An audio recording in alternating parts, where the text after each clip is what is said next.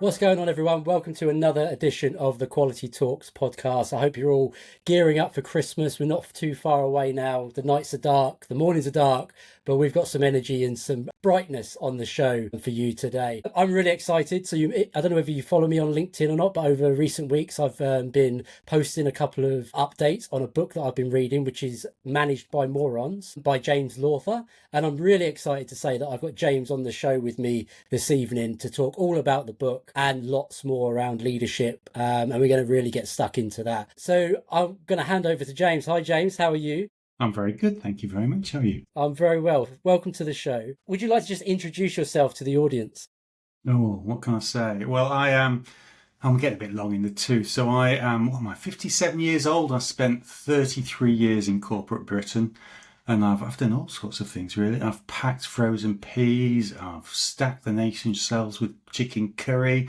I've paid marine insurance claims. I've sent out junk mail. I've done it. And I suppose what you can take from that is I've either got a wealth of experience or I can't hold down the job, right? And that's me. But after a couple of years ago, like I said, after 33 years, I was made redundant again. Getting made redundant once is unfortunate, but twice is, And I thought, well, I've been on the corporate bus long enough, so I decided to write about what I'd experienced, and it was a bit like, my ode goodbye to corporate life. So that was what the book was all about. Brilliant. And you've also got your own podcast, haven't you, James? I have. I do a podcast called The Job Done Well, and that is I do with an ex-colleague of mine. So, you're very welcome to come and listen to that as well, if you like. Yeah, definitely check that out, people. I am following. I've been dipping in and out when I get the moment to. So yeah, really good stuff on there, and very down to earth, very to the point, no holds barred. That's what I like about it. And we're trying to avoid the corporate stuff. Yeah, absolutely, most definitely. So it's great. It's really great to have you on James. Almost from a selfish perspective, if I'm honest, because we get to talk more about the book, which I've read, and it's absolutely brilliant. I have to say, Glad you liked it.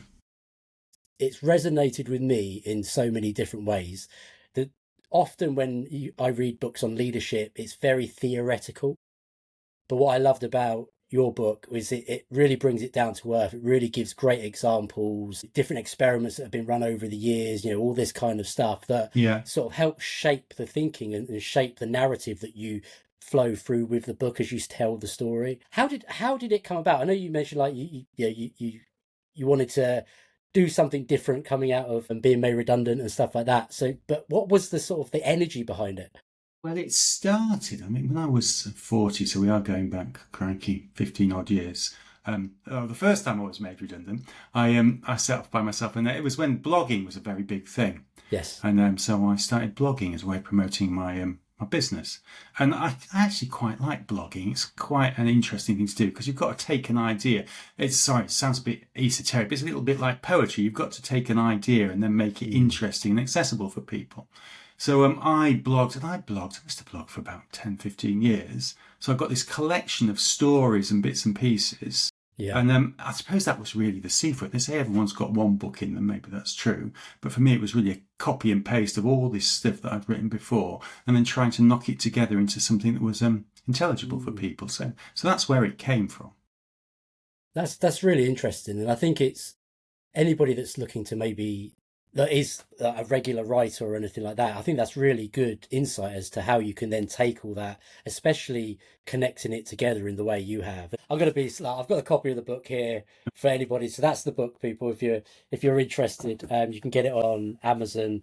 But I think I'm currently in the process of writing a book as well. It's all factored into the sort of the tech and quality of software testing space, and that's your approach is actually something I've started doing. So I started writing the book, and then I was getting into that headspace of like I'm struggling now to kind of think what comes next, but I've got all these different pieces of the pie already written starting to take shape. So that's something that I've actually started doing. And also with the podcast, I've been utilizing sort of the content from the podcast to help with some of that as well. And I found that's really helping. So it's really interesting. That's how you kind of, took that approach. You don't write a book to make a million. Let's not kid ourselves, all right? But it is good because it forces you to clarify your thinking. And then that, I think, is a really valuable experience. So, yeah, good luck with it. You have to let me know when it's out. Yeah, I will do. Definitely. I will do. So the title then, Managed by Morons. Where did that come from? Because it's brilliant, I have to say. Well, it's a bit self-selecting, really. I mean, to be honest with you, people who pick the book up probably don't need to pick the book up. And people who look at it and think, no, you can't say that, pompous types, they're probably the ones who need to pick the book up and read it more than anybody else. So I'm not sure it's a great title. It just came to me. And it's just, well, we've all been. We've all had some great bosses and we've all had some dreadful ones. And it was just a reflection on the dreadful ones. But you do learn a lot from a bad boss. So it's not a total, yes.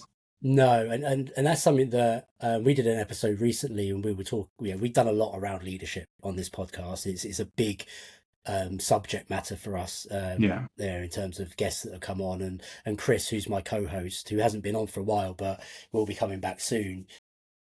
The leadership element is our bread and butter. That's where our heart is, the people side, the process side, and we'll get more into that in terms of how you sort of cover that off in the book. Yeah. And I think you learn something from anybody that you've been led by. Oh, absolutely. And I do led sometimes a bit loosely because, they you can talk about leadership, you can talk about management, are they the same thing, but you learn from everybody. And I think that's really important to try and realise. Well, and you probably learn more from the bad experiences than you do from the good experiences, frankly. I mean, I've worked for 5 or 6 different companies, and 1 or 2 of them are really very good. But when you work in those environments, you expect it to be like that. Whereas when you work for somewhere that's really dreadful and you see what drives people, then that's when you really learn and you start to make your own judgments about how management should be done. So, it's a bit tough when you've got an idiot for a boss, so let's be honest about it. But these things pass, and then you can learn an awful lot from them. You can, and I think it's important to kind of, make that clear in your own mind, because sometimes having a really poor boss can impact you in so many different ways. Yeah. And to be able to use that as maybe a positive rather than a negative, I think is really important. And I've done that in the past. I've had several years back, I had a very intimidating boss who, from a self-confidence perspective, destroyed me, I would say. Yeah. In many ways. I think we work for the same person. Maybe. Yeah, maybe probably. Yeah, very maybe probably. Yeah. But now looking back, I'm actually going, thank you for that, because that actually made me a stronger person without really knowing it. Well, and it makes you a better boss because you now know you do not want to be that person. And you can put your finger on what they did wrong. Exactly. Actually, you can learn from it. Although, it's like I say, it's a bit shitty when you're in the middle of it. But there you go. It is. And I think one thing to be mindful of is always thinking about, new leaders coming through. So those people that are looking at you as a guide, as a mentor, as a, somebody to learn from. For me, having had a boss like that fairly early in my career, actually, it was more sort of like the first. It was within the first 10 years of my career. Yeah, I had that sort of experience. That has enabled me to think more, be very mindful about how I turn up, how I represent myself. But even then, I've learned a lot myself over the years, in terms of what leadership is, how that needs to evolve, the things you need to think about within an organization to improve, have purpose, all those kind of things. And you really cover that well in the book in terms of how you've broken down those sort of 3 stages. Yeah. Which is like create focus, promote learning. And then I think the third one is all around curate culture, isn't it? Yeah, it is. Yeah, exactly that. Yeah. And I'd love to take credit for that, but that wasn't me. So I was looking at YouTube, and I saw this video by a guy called Mark Jenkins. He was a professor at I think he was at Cranfield, the management school at Cranfield. He just did a little video, but he'd studied Formula One, and his whole what makes a really excellent Formula One team as opposed to a mediocre one, and he came down to it. Well, it's just these 3 things. They're really focused on what they want to do. They're constantly learning, improving, and they have a culture that supports that. And I listened to that, and that just, for me, it clicked. And coming back to, the whole podcast and the whole blogging and all the bits and pieces that you've got, it just gave me a framework to hang that all around. So I just think that's really a very neat way of looking at it. But there's nothing new in any of this. I mean, what he was saying was just a now I am showing my age here. I started working in the late 1980s, and Edward Deming was still a thing, the whole total quality stuff. Yes. But actually what he said was just as relevant then as it is today. It's the same old, same old. Yeah, and we like our new stuff. Everyone's running around chasing AI at the moment, or robots, it was last year, whatever it is. Mm. But actually, management and leadership, I think, is really very straightforward. Yeah, there's people know how to do it. It's just people don't necessarily want to do it.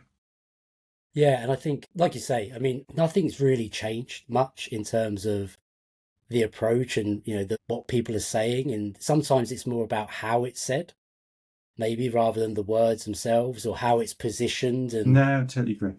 trying to get people to maybe think slightly differently from a different perspective. And I think that's what the book does really well, because it delves into a number of different sort of case studies and things like that really sort of, for me, opened my mind up. I mean, without going back through the book, is that there was one particular case study you talked about, which was all around education, sort of. The scores. Yes, yeah. But that one or the American, I've got two on education. Those just a cluster of stories. But that one or the American one.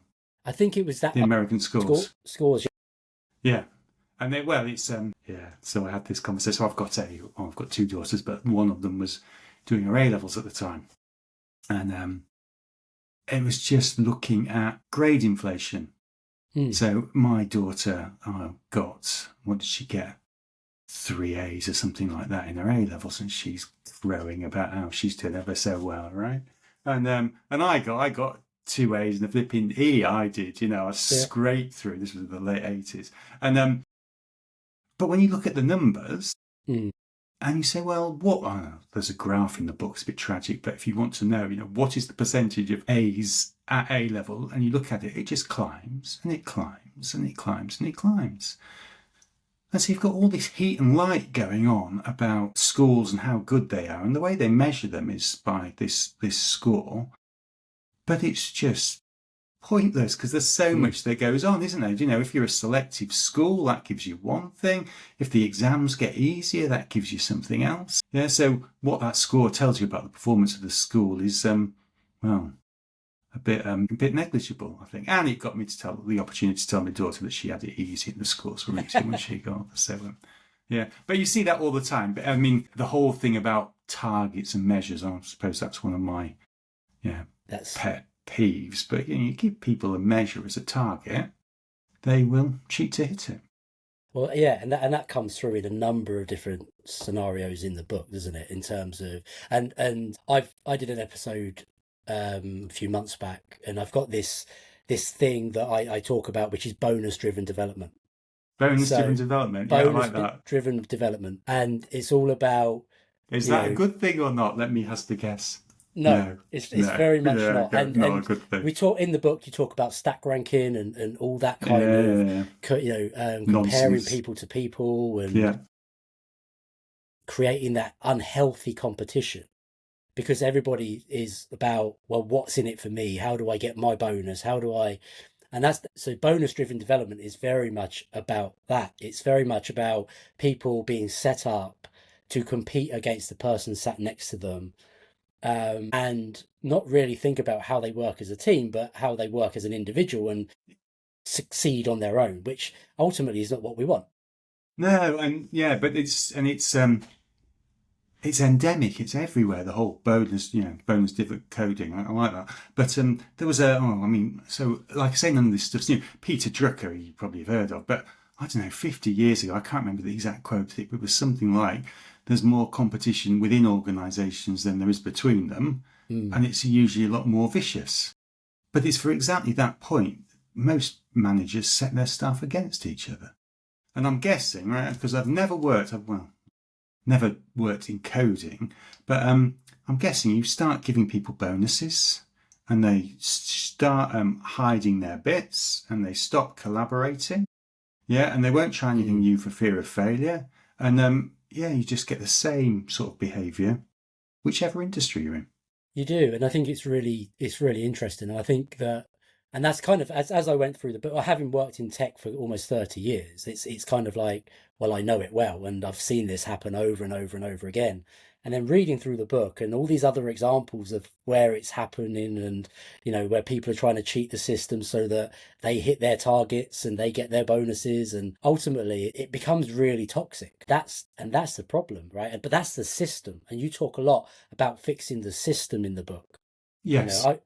I've talked a lot about the people side of leadership, but what came across to me in the book actually was really powerful in the sense of you can focus on the people, but the system is actually the most important thing. And yeah, because unless you're a window cleaner, and that's your business, yeah, where it's probably you've got a notebook where you write down customer requirements and you've got a diary, but less other than that is your system and some hose pipes. But the minute you go any further than that, you've got no idea how complicated it is. And you get to the point where, I don't know, if you've got a team of 20 people working for you, you'll find that out that every Friday afternoon, Frank sends Lizzie a spreadsheet. Yep. And you think to yourself, well, I can get rid of that spreadsheet because that's just a waste of time. And I'll sack Frank because we're good at sacking people. And then all of a sudden the world falls apart because nobody realised quite how important the spreadsheet was. Yeah. Right. And there's a lovely TED talk by a chap called Tim Harford, and it's called The God Complex. And what he points out in that is that we sort of have this massive belief in our own capability, particularly managers. And it's almost like the more senior the manager, the greater your belief is in your capability, and all the answers. But of course, the bigger your organisation gets, the more and more complicated it is, and the less chance you have of understanding it all.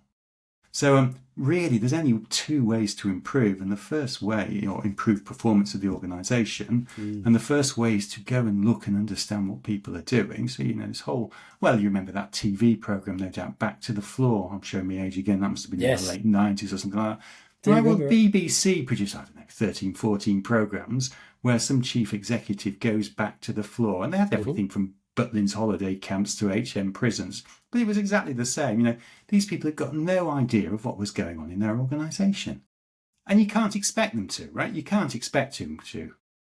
But the point is, if you're standing there and sort of wielding a big brush and making massive whole-scale transformational changes without understanding what's going on, you don't stand a chance. And so, coming back to your point about people are really, really important because you want them working with you. So you have to manage the system, but you have to manage the people in the system is my whole shtick, I suppose. Yeah, and as I say, that really kind of resonated because working in tech, and specifically working in the quality space. So when I started my career, everything from a quality perspective, software, it was about the tests, like software testing and making sure something worked and did what it needed to do and all this sort of thing. Over the years, the quality sort of narrative has become much bigger. And it's made up of, if we're going to produce this quality product out the back end of whatever we're doing, it's not just about testing it. It's about building it in a certain way. It's about designing it in a certain way. It's about understanding our customer needs. And, so when we're talking about quality now, it's much more holistic, and it's holistic across a system. Yes. So how do all these different parts play together? How do all these different people collaborate together? So when you're talking about that in the book, it's really, in my mind, it's really resonating massively with what we do now from a quality perspective and how we talk about it within the tech industry versus, say, how we spoke about it when I started almost 30 years ago. It was, you've given me some code. I'm going to go away and test that code. Here you go. Here's some bugs. Go and fix them.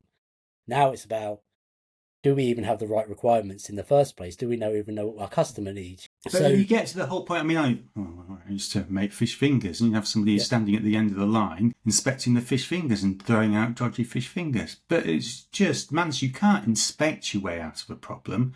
No, You've got to go and solve it at the front end. The other thing is, and I imagine this is really true in tech, is things just become so hideously complicated that you don't stand a hope in hell in finding the bugs. I was listening to some, shared my ignorance against some podcast, and they were talking about I think it was one of these things where they give people doses of radioactivity in the States, one of these cancer treatment things. And they managed to kill a couple of people. But the way they managed to kill them was they discovered that if you made 3 certain keystrokes and it happened to be on a certain program, it would give far too high a dose.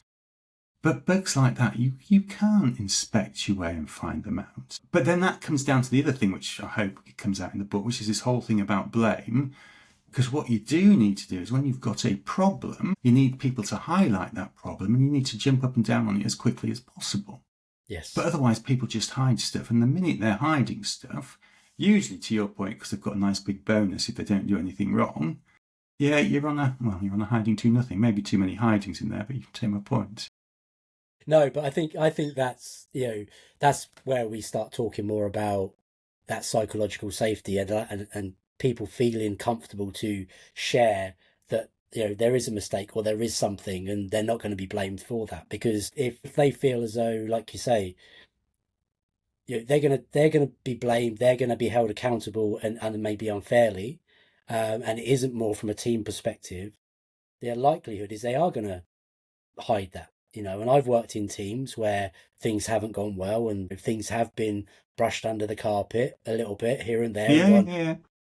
We'll worry about that later. Well, later's not going to be great if things go the way we think they're going to go.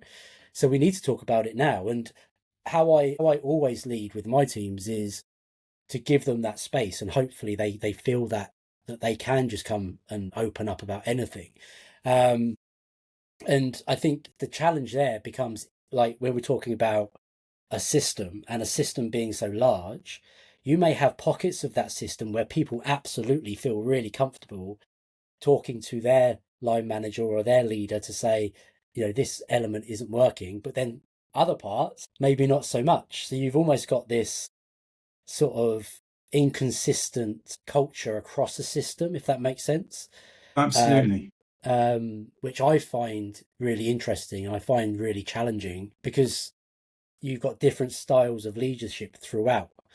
And some people are happy to share and talk about things and others aren't because of fear of blame.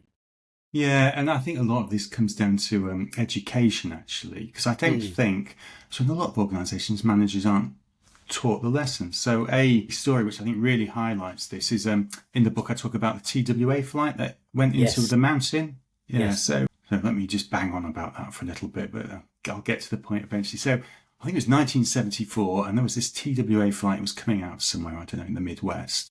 And it was going into Washington Dulles Airport. And the flight control people said, cleared for approach. And there was a misunderstanding because the pilot thought cleared for approach meant it's okay, we'll guide you in, whereas actually what the flight control person meant was you guide yourself in. And this airplane did guide itself into the side of a mountain, bang, Mount Werther, I think it's called Weather, and killed everybody on board. But what was really interesting, and to your point, I mean, presume have you talked about the Swiss cheese model on your podcast before or not? No, I've not talked about that on the podcast before. No. Right, so well, we'll dive into Swiss cheese, and what the relevance to airlines will become apparent very shortly. So the Swiss cheese model is an accident prevention model. But the idea is that you don't have accidents through the minor things. It's when you have a series of minor things that all line up, that's what causes the accidents. And so it's like Swiss cheese with the holes in a packet. One hole in a slice of piece of cheese is no problem, but every now and again you get all the slices lining up and the daylight will flood through the packet. So the way you prevent things from going wrong is you don't worry about the big things that go wrong, you worry about the small holes. Yeah, so it's all the slips and trips, the little minor incidents. Because if you can get on top of the minor incidents, then the big incidents go away. And that makes sense if you think about it. So you imagine a situation, I don't know, horrible situation. There's a small boy with a ball playing with a football, and he's playing by a road where there are loads of cars parked illegally, and somebody's speeding because they're late for work, and they've got their phone out because someone's just messaged them. And you can, individually one of those things is probably okay, But you have 4 or 5 of these things line up and it can be quite catastrophic. Anyway, Yeah. what this has got to do, I'll get back to the story. It's like the two Ronnies. Do you remember the two Ronnies when they used to toy out, right? What this has got to do with, I'm showing I've just turned off half your audience. Who the bloody hell are the two Ronnies? Anyway. I do that all the time. I won't worry Yeah, about that's it. all right. I always make a joke and then think, yeah, nobody's going to get that. No one's going to get that, yeah. Circa 1973. Anyway, I've lost my train of thought. That's bad, isn't it? So, what's this got to do with the airline flight? Is that this whole idea of getting on top of all the small things and reporting everything, they knew that, right? The airline was, I think it's the FAA, the Federal Aviation Authority or something like that in the States, polices the skies, and they knew it, right? So they had mandated that every pilot report every near miss. But when they looked into this accident, they found out there was a United Airlines flight about 2 or 3 weeks beforehand, had exactly the same issue. Fortunately, it was about 2-3 meters higher, chopped off a couple of trees, but had landed, and the United Airlines pilots hadn't said a word. And the reason why they hadn't said a word is that they were scared that if they said what had happened, the FAA would come after them and they'd lose their license. You lose your license, you've got 2 kids and a wife at home. It gets expensive. This was the 1970s after all. So what bizarrely NASA came to the rescue, and they set up something called I can't remember. It's gone. They set up a system whereby you report incidents, but you do it anonymously. And because it's done anonymously, then what NASA could do was they could find the patterns and they'd report these to the FAA. And what the FAA had the sense to do was they say to the pilots, well, if you are ever investigated for an issue and you can show that you've reported something through to NASA, they take that as a sign of a constructive safety culture, so you're therefore less likely to get the book thrown at you. But it's interesting, right, because you take the blame out of the system and then all of a sudden people are reporting stuff, and because they're reporting stuff, then you can start to do anything. And that is why flights have become ever so much safer in the past 50 years. Yeah. So there you go. Yeah, Swiss cheese and airlines. Yeah. I bet you never thought you'd be talking about that on this podcast, did you? Yeah, well, there you go. I mean, and this is what I love, just like banging on about the book, but this is what I loved about it in terms of the different types of stories and sort of those facts that kind of flow into the whole story of the book as a whole, because it's those kind of examples that then start making things relatable and real for people, versus when often we talk about these things, a lot of it is theory. Okay, we'll pull on our own experiences, but often the experiences we pull on are from the tech world. Yeah, right? okay. So actually, when you start looking at these experiences and these examples from outside of the industry that you are very well known in, or you know very well, then it sort of makes you think, oh, actually, these do connect. These are all relevant. These are, and we, you talked about, I know people that work in the quality and software space for pharmaceutical companies. Okay, yeah. So doing that work that you spoke about, right? And there's different levels of risk and all sorts that play into our industry in terms of where, if you work in retail, probably not so risky. If you work in pharmaceuticals, you could potentially kill people. And we always talk a lot about that in terms of risk and stuff, and how that system then becomes so important to manage and understand. And in those higher risk environments, for me, that's where you want people to absolutely be able to open up and talk about these things and stop those small things from happening, because if they don't, the big things are catastrophic. Oh, yes, absolutely. Yeah. And you have to be really open and honest about what the issues are. But that comes back to this whole thing about being able to admit failure. Yes. So, this is really bad, isn't it? You get to these sort of process nerds and they start spouting Japanese, don't they? Right? So I'm going to spout a bit of Japanese. Right? There's a guy called Taiichi Ono who I think he was the chairman of Toyota or something like that. Yes, he was. But one of his phrases was, no problem is the biggest problem of all. Right? By which he meant, if you're not admitting you've got problems, things are going to go horribly wrong. And your point about disasters, I mean, it's not in the book, it's something I was reading about today. But Chernobyl, a large part of that was because there was a huge amount of pressure from the top to have, this world-class nuclear industry. The people weren't admitting that there were faults with the nuclear reactors, and because they weren't admitting there weren't faults with the nuclear reactors, they weren't trained out to the people who were running the nuclear reactors. And so, lo and behold, they have this dirty, great big explosion and wipe out God knows how many thousands of square miles of countryside. But it just comes down to people not being prepared to admit they've got problems because of the pressure from the top. Yeah, absolutely. And we do see this in tech a lot. I mean, we're hearing a lot like this now with AI coming into the tech space, and there's a lot of pressure from the top of organizations saying we need to be using AI, we need to do this, and the other, but with no guidance and no kind of understanding of, well, what does that really mean? So people are kind of trying to figure stuff out. We go to conferences, talk to people on the show, and a lot of it is just figuring it out as you go and not knowing, are we going in the right direction here? Are we not? Can we push back? Can't we push back? Do we think it's even the right thing to do? So I can see some of this happening. AI is fascinating, right? So, actually, no, I use it. I use it every day. I don't research on Google anymore. I research using AI. But this whole thing, I got approached a while back, and somebody wanted somebody to come and do some process work in an organisation because they wanted an AI project.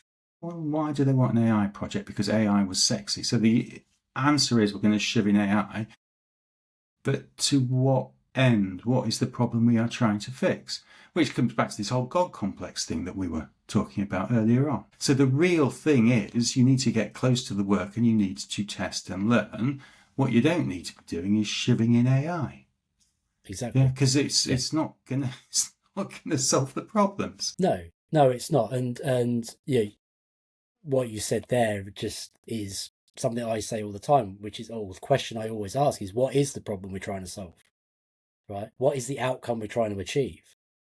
Because if we don't know that, then we don't know where to start, but we don't know the why behind anything. And that's actually, a really bad place to be. Yeah. But that's, I mean, obviously it all comes down to purpose, doesn't it? So we talked about focus at the beginning, but what is the purpose? What are you trying to achieve? And I think the problem with many organisations is they're absolutely focused on money and profitability, but they're not focused on who their customers are. And there's this thing called I think it's the service profit chain. Have you heard of that? Yes. So if you look after your employees, they will look after your customers. And if you look after your customers, they will give you money. So this isn't terribly, terribly difficult. Get really cute about what your customers and your employees want and get them to do that. And then the money will come.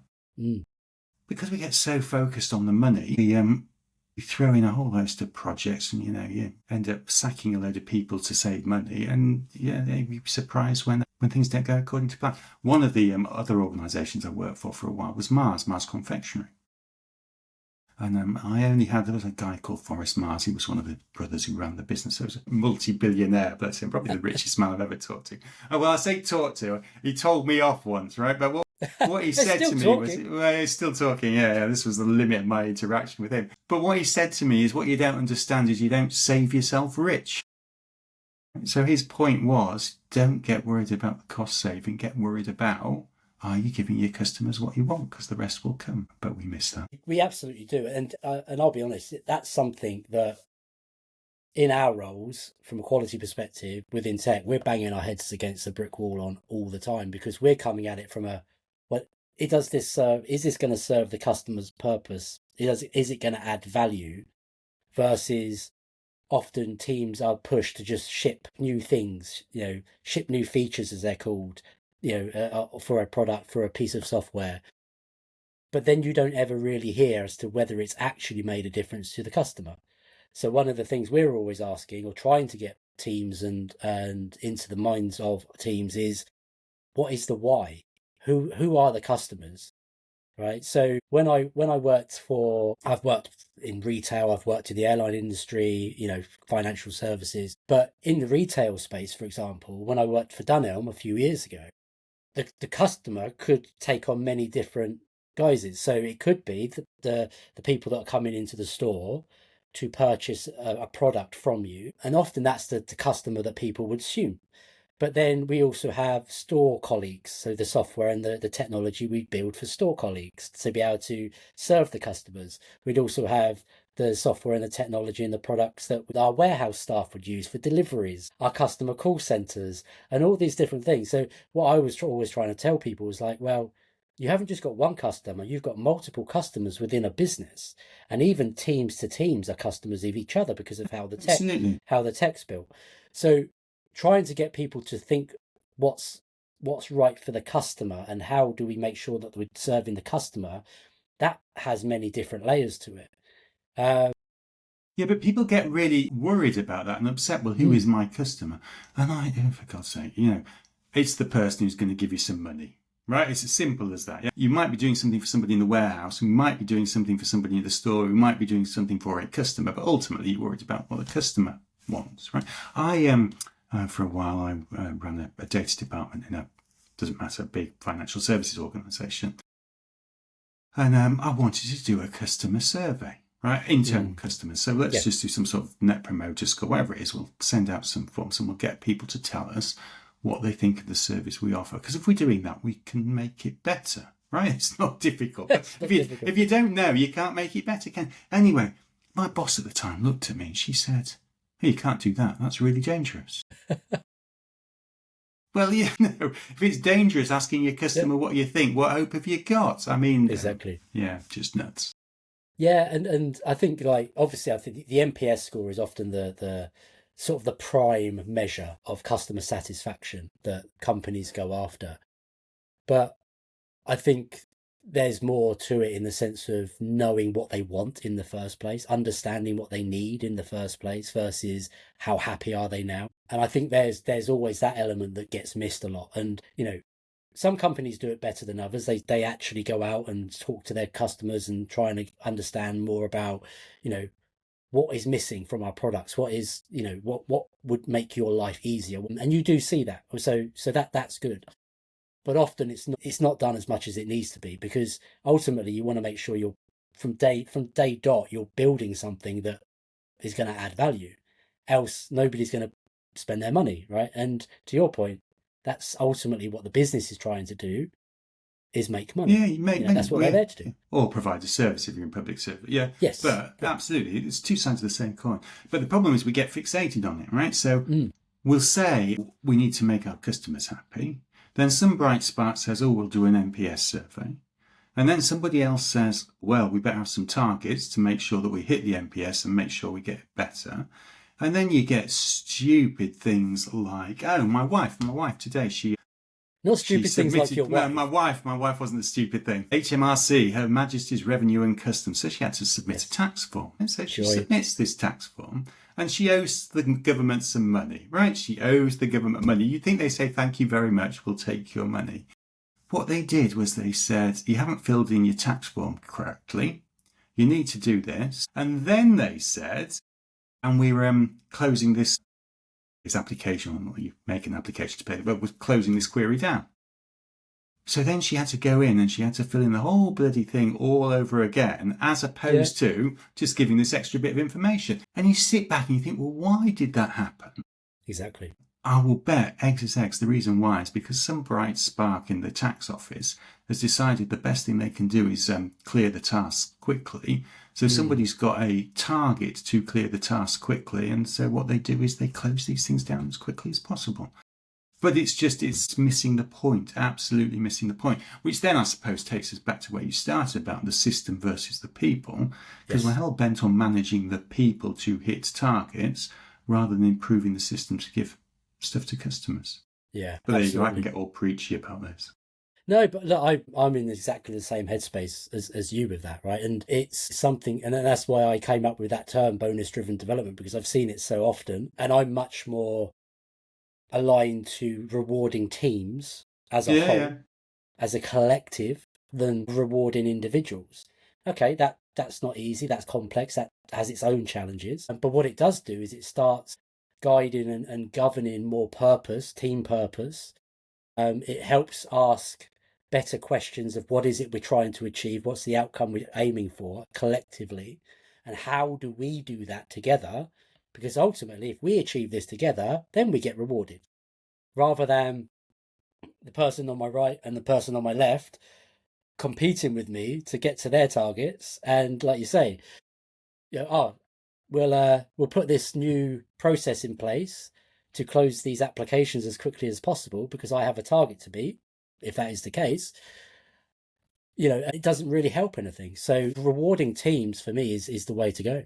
But it's worse than it doesn't help anything because it makes things worse, right? So my favourite story, I think my favourite, no, I've probably got plenty, but my favourite, the one that comes to mind, is a thing about hospital beds. So under Yes. New Labour, they issued a series of targets for how this is how you improve healthcare.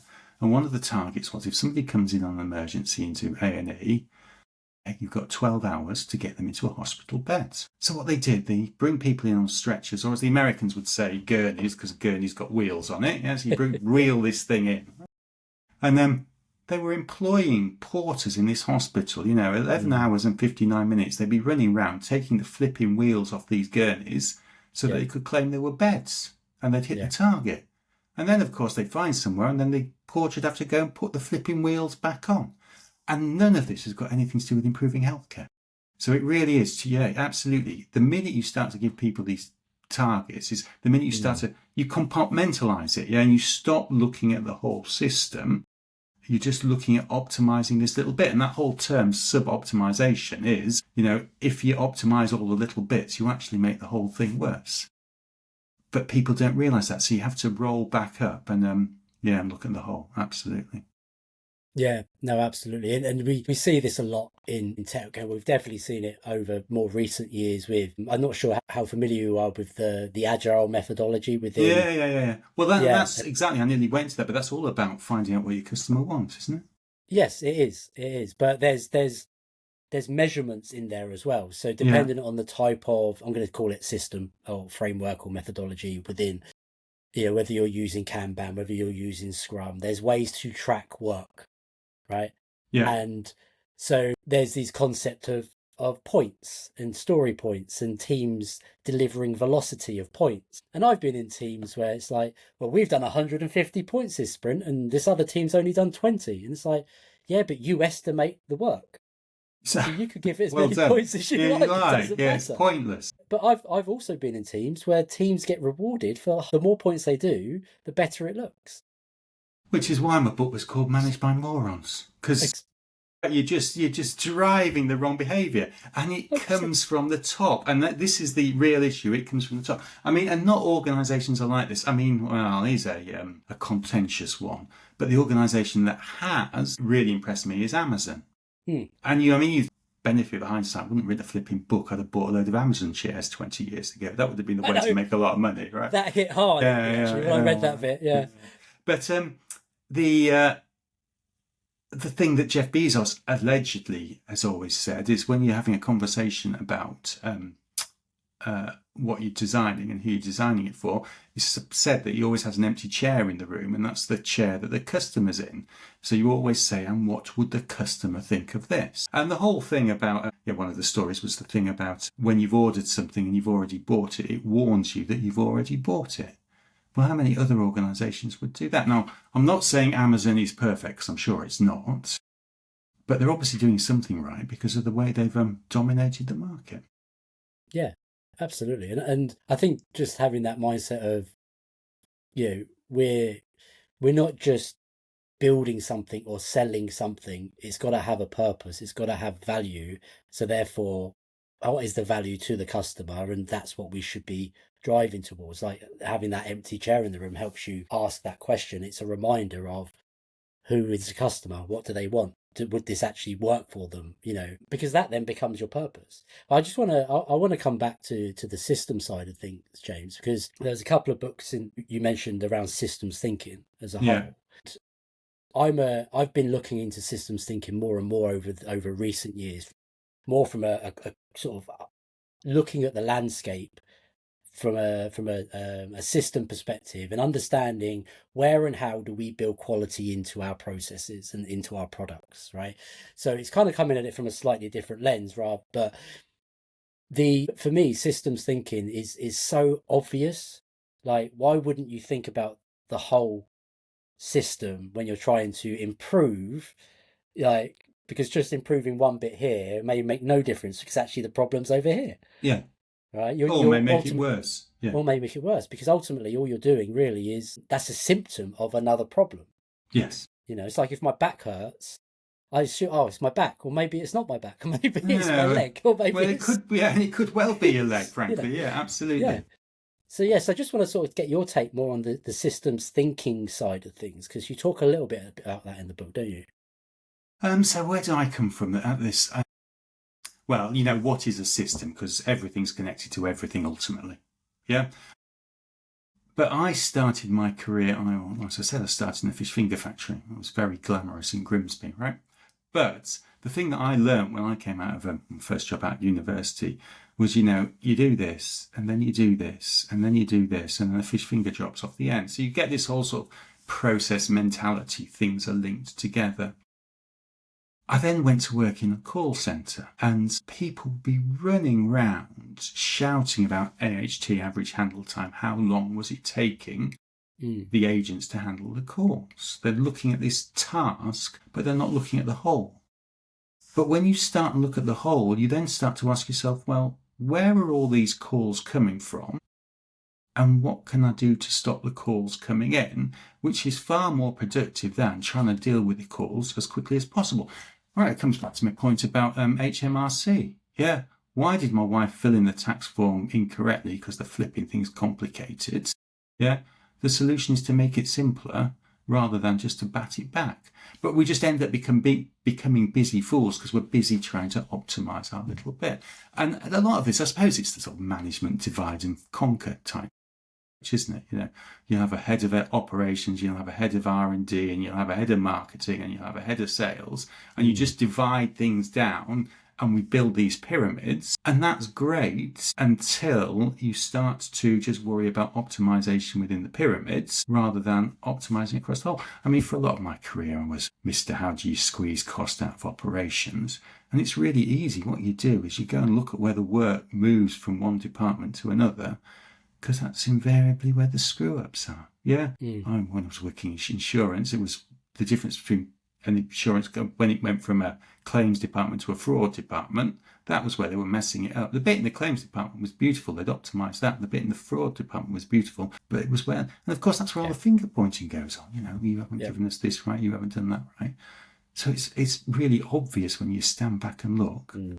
But people don't. But then they're not paid to look because we set them these targets, and you get your own little fiefdom, and it goes right the way into politics, doesn't it? I mean, right, because people aren't prepared to admit they've got problems, and they aren't prepared to look at the wider thing. So one of the stories in my book was this: just after Brexit, there were a bunch of there was this huge queue at Dover, right the way back at the A2. The school kids going skiing. And the reason why there was this huge queue was because instead of what used to happen was I think there was a French customs bloke there, but he used to look at you and check you hadn't got two heads or a machine gun or anything like that. And he let you through. But now, of course, he's got to stamp your passport, which is okay when it's a car going through. But when it's a coach load full of school kids all going skiing, it takes time. And there was this it was February half term. All the kids were going skiing. They'd all got their coaches. They'd come from South Wales and Newcastle, and they're all headed to Dover. They've all booked tickets, and I don't know, there's a backlog of coaches going up the A2 to London. It was a nightmare. And the Home Secretary at the time, who was Suella Braverman, what she said was, somebody said to her, well, is the problem Brexit? And she said, no, the problem isn't Brexit. It's because of adverse weather conditions. Well, what a load of right? They knew it was going to happen because all these tickets had been sold. Yeah, right. You work in software development. I have never worked in a customs and excise place in my life. But it didn't take the brain of Britain to stand there with a stopwatch and work out how long it takes a passport bloke to check a coach, does it? Right? They knew all these coaches were coming. I'm sure eggs is eggs. So the people at Dover knew they were going to have a problem. They knew they had a problem 6 months out. But because people aren't prepared to look at the whole system and say, well, what are we going to do to work with the French to make this work for us, you end up with problems. There you go. You can probably see where I stand on Brexit, but we'll move on very quickly.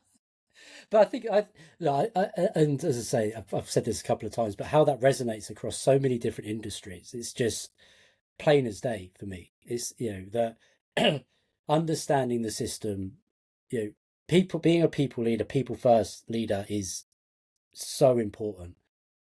But to work within a system that is fundamentally sound and safe for people, because and ultimately that then plays into that cultural part as well that we talked about, and having people feel comfortable, and not just feeling comfortable to be able to report these things or push back against these things or share their opinions, but being able to do so within the system, understanding where Yeah. those feedback loops are and who can they speak to and when. And it's all about, exactly as you say, it's all about knowledge, isn't it? It's about Yeah. how do you create the knowledge so people understand if I push on this, it's going to pop up somewhere else. Rather than denying if I push on this, it will pop. I had a boss once, he used to talk about the Lilo School of Cost Management. A Lilo, an airbed, those things. Yeah. Yeah. And he said the problem with most organisations is they're a bit like Lilos. They're like airbeds full of air. And what people do is they'll jump up and down on one bit of the Lilo to get the cost out, and it pops up somewhere else. So, you can jump up and down on recruitment, but your costs will pop up in training, or you can jump up and down in sales and your costs will pop up in operations, right? And his point was the only way you take cost out of an organisation is you worry about improving capability. Yeah, and his analogy was you take the valve out and you let the air out. But the capability of the organisation is really about how smoothly all of those systematic things work. Yes. But if you only worry about your little bit, you don't give three buggers about the next bloke down, well, are you surprised if it doesn't work too well? That's it. Absolutely. Yeah. And I'll be honest, we're seeing this a lot in our industry at the moment, where a lot of people in quality and software testing professional roles are being made redundant as cost cutting exercises, because organizations feel that AI's here for one, but the other part is that other people can just pick up these software testing and that side of things, like the software developers and so on. But to your point, you might save monetary cost here, but ultimately it throws up another element of cost because it slows the system down, because you've now got inexperienced people trying to pick up more tasks that they're not clear on what they're doing because they haven't got the people there to work with and guide and all this sort of stuff. And ultimately, we constantly are on this big hamster wheel where this happens in our industry. 5 years later, they'll re-employ all those people again and go back around that same loop. And we see Well, yeah, and I hope they have so the few. sense to come in and charge contractor rates when they come back. But Exactly, it's just nuts. Well, it's just nuts. But no, let's just think this out. So one of the things we talked about culture, but one of the key cultural things is not being short-termist, right? Taking the long view. And that's one of the things, and I'll go back to my Amazon thing, that's one of the things Jeff Bezos used to say was, I look at things over a 7-year time period, because most organisations only look at 3 years. And if I'm prepared to look at 7, well, I've just got this whole playing field of stuff I can look at that nobody else can. Yeah, and it is, and unfortunately, we see it so often in our industry. We've seen the job market in our space at the moment is horrific, because there's so many people looking for work because of being made redundant or being Because of let go. AI, no doubt, yeah. A lot of it is AI is playing a part into that, and actually, the interesting thing is that from an AI perspective, organizations need more people with a lens on quality than less people with a lens on quality, because you're now having to validate the AI and all this sort of thing. Which does a lovely job of sounding credible, even if it's talking rubbish. It does. Yeah. Pretty much like me on this podcast most times as well. We should get a robot to do it. Yeah, absolutely. Absolutely. But as opposed to, and this, it's the whole thing about, so I said at the beginning, management is really easy, right? But it's a bit like losing weight. Losing weight's really easy. Yeah. You get your sorry ass in the gym and you lay off the cakes. It's not difficult. We all know how to do it. Unfortunately, it's not much fun doing it. And the whole thing about management is exactly the same. So what we do is we take the shortcuts, we install the AI, which is a bit like having junk food, because we think it'll give us the solution, but it doesn't, because you've not addressed the problem. I mean, in your instance, the question is, well, why? Where are the problems coming from? And how do we stop the problems coming? Yeah. exactly. Like you say about you can lose weight quickly, but maintaining that weight is the hard part, right? Yeah, So yeah. from a you can take the shortcuts from a management perspective, but they're not maintainable. They're not sustainable moving forward, and you keep ended up in this world of going back around the same loop all the time, trying to cut costs, doing this, do that, do this, do that, re-employ, so on and so on. And it's crazy. And I just want to pick up on something that really jumped out at me in the book when you were talking about, and hopefully I got this right, it's around effectiveness versus efficiency. Is that Yeah. right? And that's something for me is like, I often say to people, I can be really, really, really, really efficient doing the wrong thing.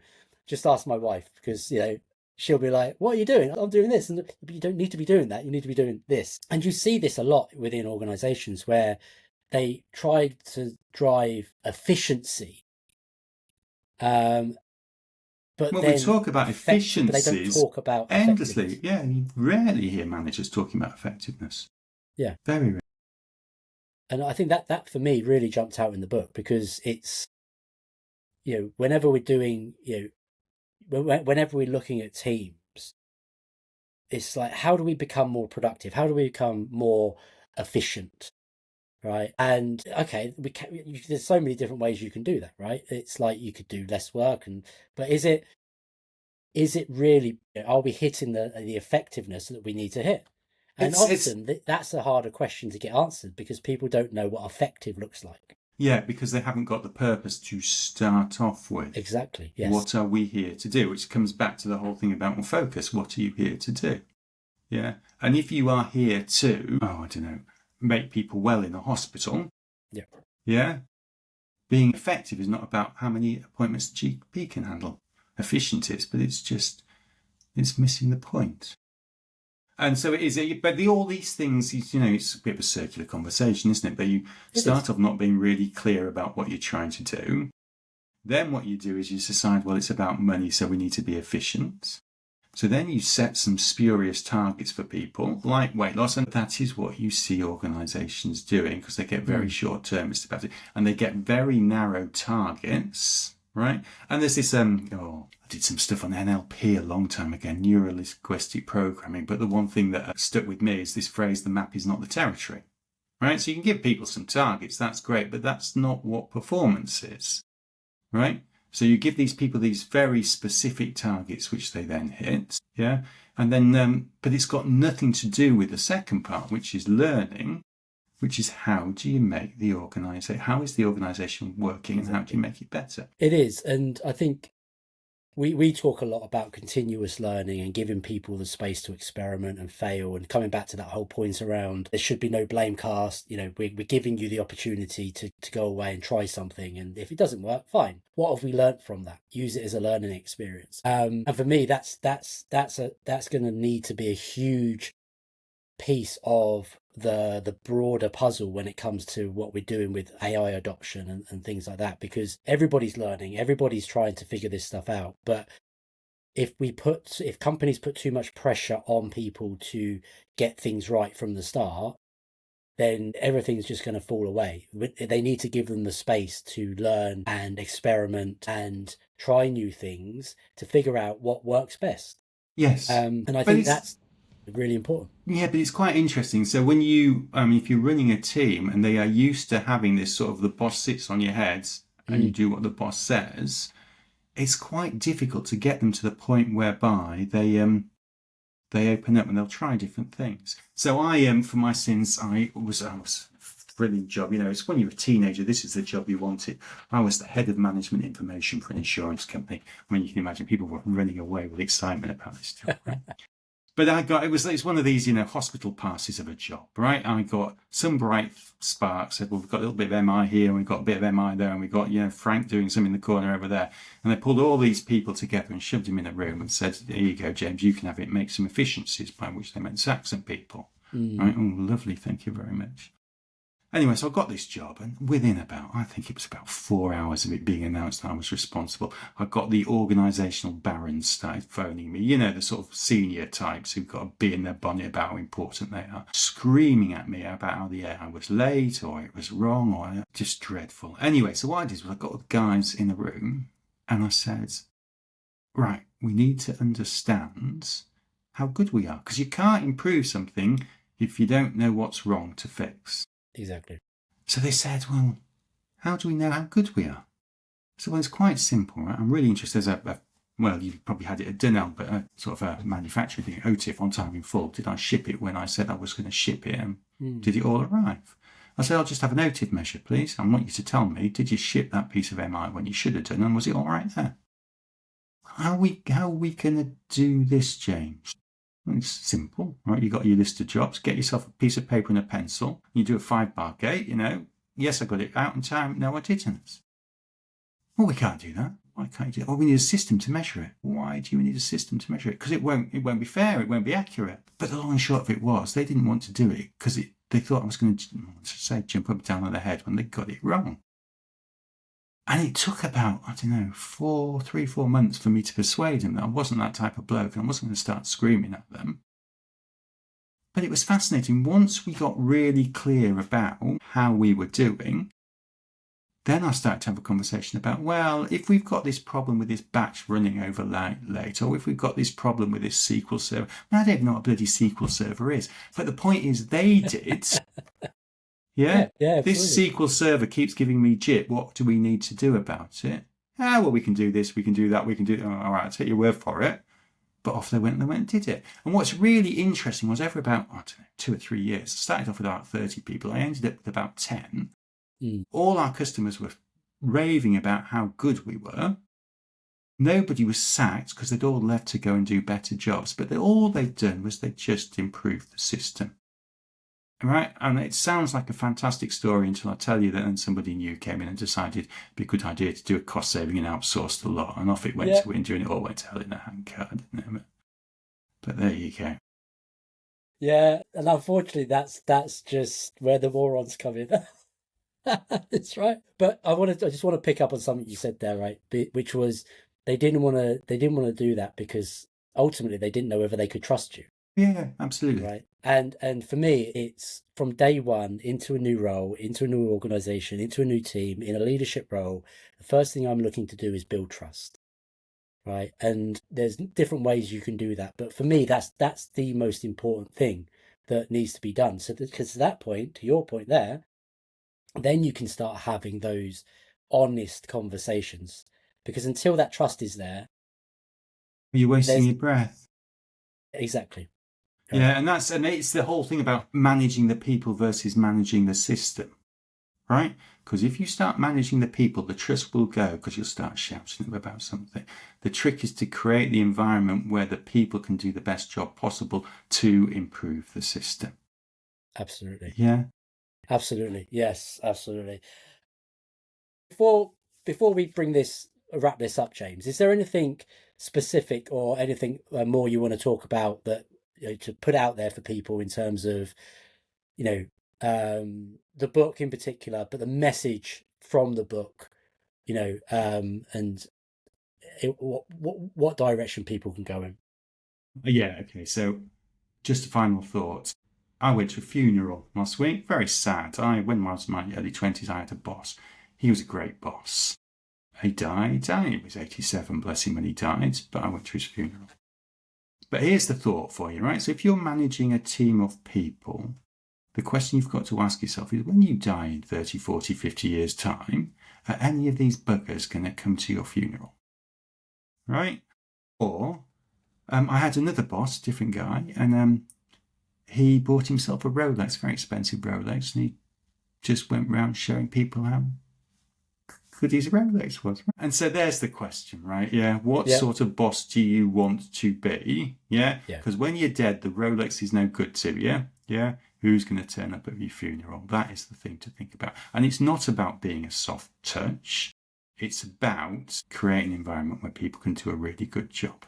So there you go. There's my last thought. What is it you want to be remembered for? Absolutely. Yeah, absolutely. I love that. I think that's a really great way to bring this conversation to a close, James. Listen, thank you so much for coming on. I really do appreciate it. Oh, I enjoyed it. Sorry I banged on so much. No, it's great. Look, as I say, the book is brilliant.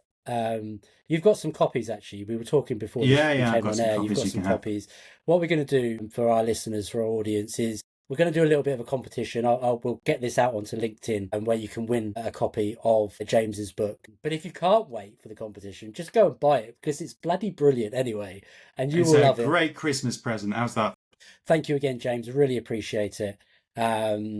I got And so thank many you for more your time. questions and so many more. So we're going to keep talking after this. Listen, everyone. Hope you've enjoyed. I hope you've enjoyed the conversation. I know we've covered off a lot throughout.